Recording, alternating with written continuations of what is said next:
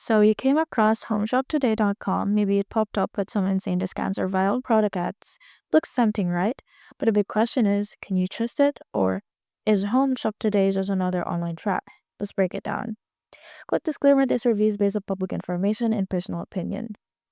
A lot of you ask me how I do this research so fast, so I actually put together a complete guide that shows you my exact process. Links in the description. At first glance, Home Shop Today looks like your typical budget-friendly online store. Clean layouts, tons of products, and prices that seem almost too good to be true. And while that might be the case, on Scam Advisor, the site has a super low trust score, only 1 out of 100. That's a major red flag. It also hides important info like company's identity and physical address. Not exactly what you want when handing over your credit card. Malware Tips also posted a warning about the site. People have reported issues like orders never arriving, zero customer support, and fake tracking numbers. Some users said they couldn't even get a refund or a reply after weeks of waiting. Plus, no solid reviews, no social media presence, and the domain is pretty new. That's a sketchy combo.